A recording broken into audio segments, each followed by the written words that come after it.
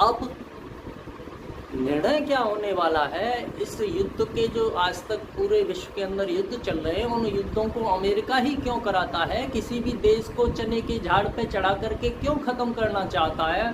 उस देश को ही वो क्यों लड़ाना चाहता है? स्वयं आगे आकर के उस देश से क्यों नहीं लड़ता? इसका सबसे बड़ा कारण यही है कि अमेरिका अपने हथियारों को बेच करके, अपने हथियारों की बिक्री करा करके अपनी अर्थव्यवस्था को बचा करके दुनिया की बादशाहत कायम रखना चाहता है। और वो दुनिया की बादशाहत कायम रखने के लिए किसी भी हद तक जा सकता। उसके अंदर ना मानवता है, वो ना मनुष्यता। जो भी वहाँ पे राष्ट्रपति या बादशाह बन करके बैठता है, उसके अंदर कोई मानवता या कोई मनुष्यता नहीं होती। वो केवल एक चीज़ सोचता है कि हम दुनिया पे किस तरह से शासन करते रहेंगे, किस तरह से दुनिया को नचाते रहेंगे, और वही सिस्टम वो आज तक चला जा रहा है।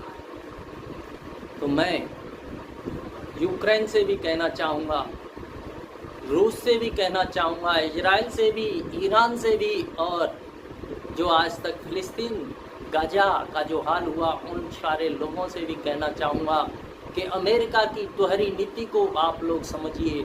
यदि उसको समझने में सफल होते हो तो ये युद्ध पूरे विश्व में कहीं होगा ही नहीं। सारे के सारे युद्ध अपने आप रुक जाएंगे, क्योंकि अमेरिका अपनी दोहरी नीति से अपनी इकोनॉमी को बचाने के लिए, दुनिया को हथियार सप्लाई करने के लिए एक दूसरे देशों को आपस में लड़ाता रहता है।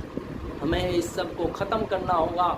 हमें अमेरिका जिस तरह से उकसा करके देशों को आपस में लड़ा रहा है, उस सिस्टम को अमेरिका के को ख़त्म करना होगा, उसकी चालों को समझना होगा। यदि हम उन चालों को समझने में सफल हुए तो ना कहीं युद्ध का कोई खतरा होगा, ना कहीं कोई परमाणु का खतरा होगा, सब अमन और चैन होगा। इसलिए आइए, मैं सारे के सारे देशों से अपील करता हूँ कि शांति की ओर अग्रसर हों। इसी में सबका हित है, इसी में सबकी भलाई है।